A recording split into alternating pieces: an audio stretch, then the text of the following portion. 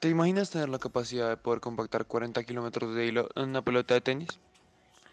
Pues bien, para que se hagan una idea, esta es la distancia lineal que existe entre la Facultad de Ciencias Agrarias de la Universidad Nacional y Tocancipá. Pero, ¿y si te dijera que esto lo haces todos los días? En el núcleo de una célula se almacena tanto material genético que al desenrollarse generaría una hebra de aproximadamente 2 metros, un poco más de mi estatura, pero en un diámetro de 10 micras, que es lo que tiene el núcleo de una célula.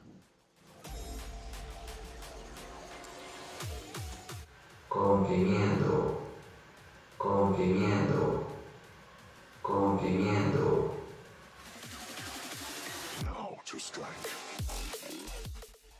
Bien, todo esto es posible gracias a la compactación que existe entre las estructuras que componen los cromosomas, la cromatina. Pero no todas las células son capaces de esto, cabe aclarar. La cromatina es el complejo de hebras de DNA unidas íntimamente a proteínas tanto histónicas como no histónicas.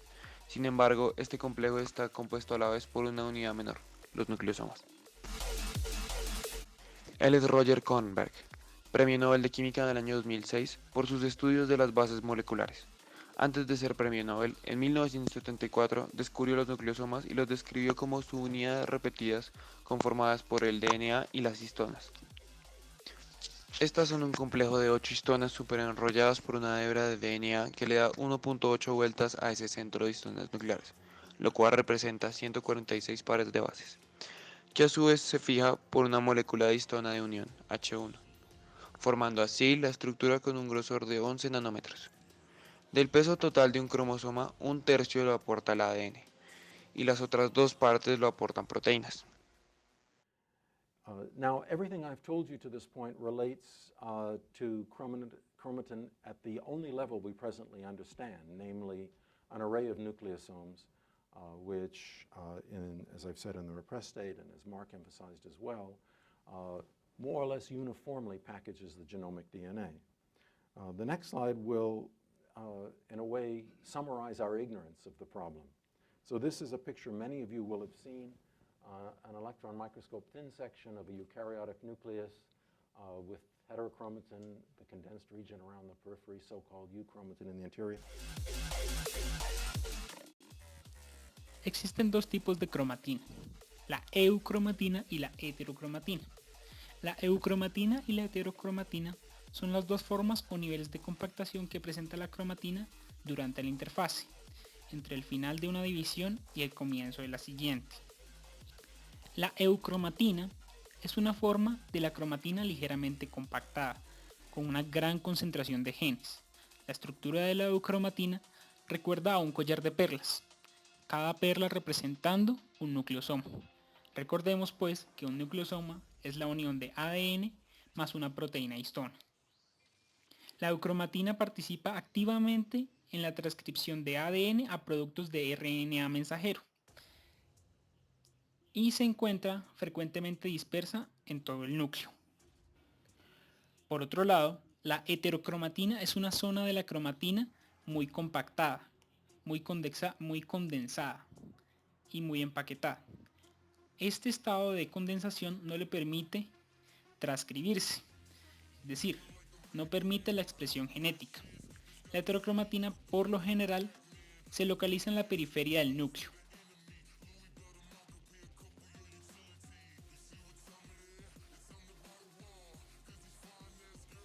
En esta imagen podemos apreciar lo que les comentaba. La eucromatina se encuentra dispersa en todo el núcleo, mientras que la heterocromatina por lo general se encuentra en la periferia del núcleo.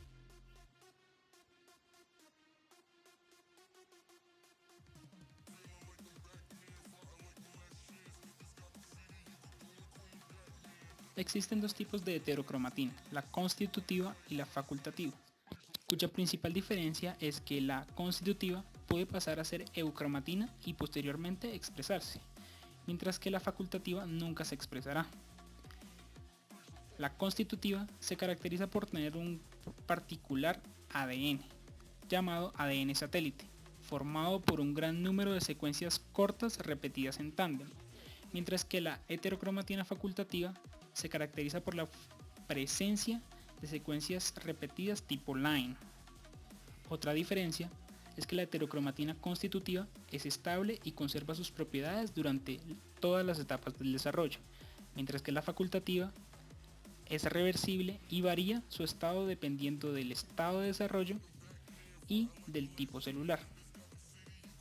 Por último, la heterocromatina constitutiva es altamente polimórfica, debido a que tiene altas concentraciones de ADN satélite y este es altamente inestable, mientras que la facultativa no es polimórfica, ya que no es tan rica en ADN satélite.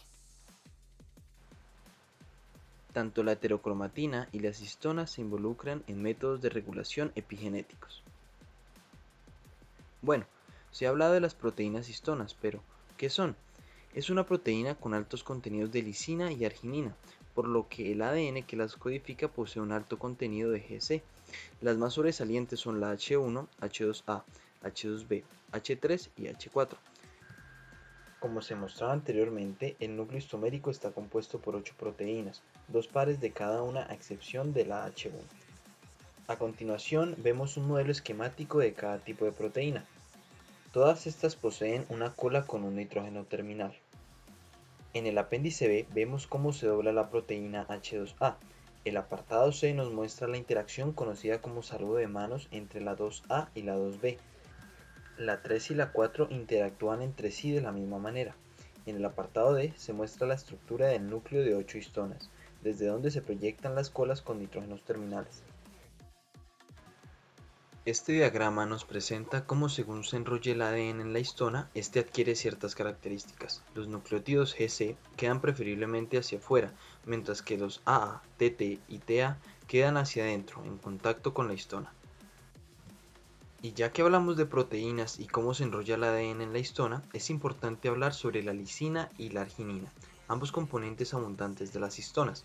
A pH fisiológico poseen carga positiva y se unen mediante un enlace iónico al grupo fosfato del ADN con su carga negativa. Aquí podemos ver sus respectivas estructuras. Los núcleos de los nucleosomas pueden ser intercambiados totalmente o solo algunas de sus partes, como nos muestra el presente modelo. En este proceso se ven involucradas proteínas chaperonas o acompañantes y enzimas específicas. Las histonas, como cualquier proteína, pueden sufrir modificaciones posttraduccionales, que son reversibles debido a que consisten en la adición o pérdida de grupos funcionales de forma covalente, que alteran la carga de la histona, alterando así la forma en que ésta se relaciona con el ADN. Entre ellas se encuentran la acetilación, la metilación de la lisina y la fosforilación de la serina, que se ilustran a continuación, pero también pueden presentarse la mono y dimetilación de la arginina, la fosforilación de la tronina, como también la adición de ADP ribosa al ácido glutámico y la adición de ubiquitil, sumiol o biotina a la lisina, siendo todos los anteriores aminoácidos que componen las proteínas. En este gráfico a la izquierda vemos la representación tridimensional de las histonas desde un ángulo lateral y desde abajo. A la derecha vemos los sitios específicos de las colas con nitrógenos terminales donde puede ocurrir una metilación, una fosforilación o una acetilación según el tipo de histona. Cabe decir que un sitio activo que esté metilado no puede ser acetilado y viceversa. Estas modificaciones de las histonas juegan un papel fundamental en la regulación génica epigenética.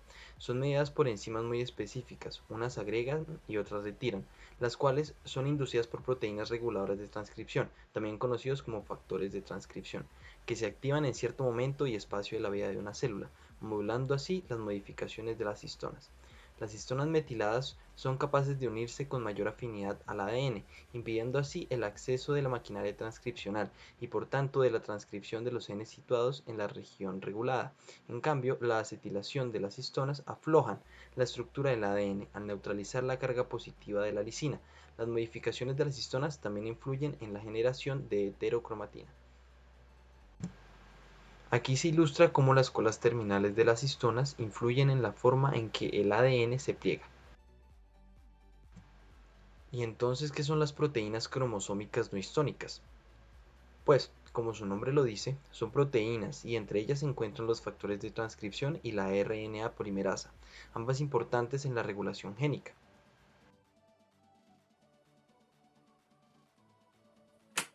Tal vez para que nos entiendas un poco mejor, te voy a mostrar lo siguiente.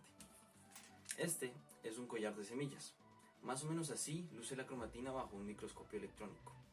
Cada semilla sería un nucleosoma y el hilo que une una semilla con la otra es una hebra de ADN conductor.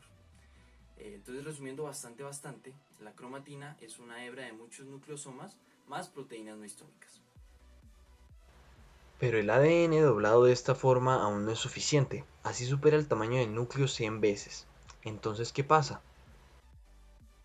Pues, aunque las bases moleculares no están muy claras aún, la cromatina se dobla sobre sí formando espirales y ruedas. Se cree que tiene gran influencia en las colas de las proteínas histonas. Existen dos teorías sobre los arreglos superiores, el zigzag y la estructura solenoide, ambas de grosor de 30 nanómetros. Recientes investigaciones favorecen los arreglos en zigzag.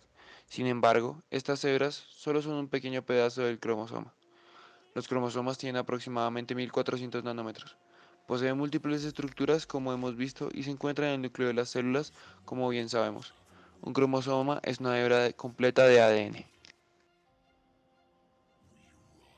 El término cromatida es utilizado para definir a cada uno de los dos filamentos del cromosoma, los cuales están unidos por el centrómero.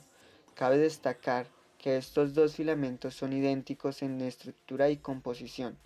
Estos solo están presentes durante la profase y la metafase de la división celular. Una vez terminados estos procesos, los filamentos pierden la conexión que estaba dada por el centrómero, por lo cual ya no se habla de cromatida, sino simplemente se le conoce al filamento como cromosoma. No se debe confundir con la cromatina, que como ya sabemos es ADN más proteína que ayuda en la estructura para crear los cromosomas.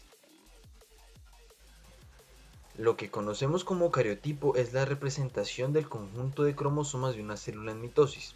Para esto se realiza la hibridación del ADN de interés con una sonda marcada con un cromógeno fluorescente, es decir, complementar la cadena de ADN con trozos conocidos que están marcados con moléculas fluorescentes. Este es el set completo de cromosomas de una mujer. Pertenecen a una célula en mitosis, por ello sus cromosomas están altamente compactados. A estos cromosomas se les llama cromosomas mitóticos. Al lado izquierdo está la organización original de los cromosomas de la célula fragmentada y a la derecha está la organización artificial de los mismos. Los cromosomas están compuestos por tres zonas especializadas. Están los dos telómeros, que son segmentos de ADN especializados que se ubican en los extremos de los cromosomas y cumplen funciones vitales en la replicación del mismo, y evitan que se unan cromosomas por sus extremos, entre otras funciones. Un segmento de inicio de la replicación y un centrómero, un segmento de ADN con secuencias repetitivas en tándem, que componen el centro del cromosoma y es en donde se une el cinetocoro, un complejo de proteínas que permite que los microtúbulos se unan y separen los cromosomas en la anafase, algo fundamental en la mitosis. This visualization isolates a single chromosome at mitosis. The chromosome contains two identical copies of DNA. Each DNA molecule is packaged up into one of the sausage-shaped chromatids. Sticking out from either side are microtubule fibers from the mitotic spindle, used for orienting and guiding the chromosomes to their correct positions. The red region is the kinetochore, which works as the interface between the microtubules and the chromosome. The kinetochore is one of the largest and most complex molecular mechanisms inside living cells, with multiple functions to perform. The kinetochore is central to the movement of the chromosomes and is able to hang on to the dynamic ends of the microtubules. It is also a mechanical tension sensing system, which is able to feel if everything is correctly attached and positioned. It is also a stop signal broadcasting system, sending out chemical signals to the rest of the cell about whether it is ready to undergo separation of the chromosomes. This kinetochore has sensed that the tension is just right and the chromosome is correctly positioned and attached. The last little bit remaining red is the stop signal broadcasting system. It is carried away by a dynein motor, walking down the microtubule away from the kinetochore. These are molecular motors involved with a directed transport along the mitotic spindle. The orange proteins walking to the left are kinesins, molecular motors carrying proteins on their back. Striding from the kinetochore on long molecular legs are dynein, carrying the stop signal broadcasting system.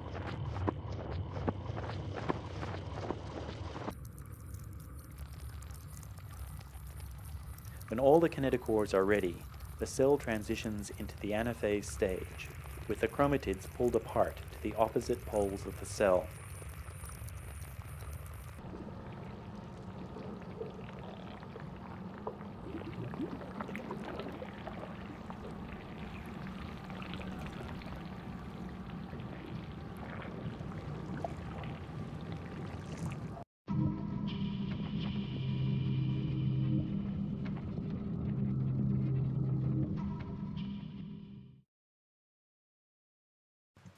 Es curioso incluso encontrar que especies cercanas difieren en los tamaños, el número y la forma de sus cromosomas.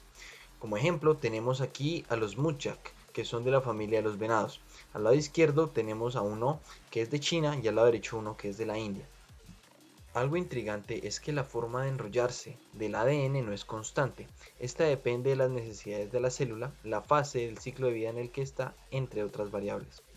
Los cromosomas, cuando una célula está en interfase, son muy dinámicos. ¿Recuerdan que en un principio les dijimos que no todas las células podían empacar finamente su ADN? Pues esta característica pertenece principalmente al dominio eucaria, que posee un compartimiento especializado con doble envoltura, el núcleo.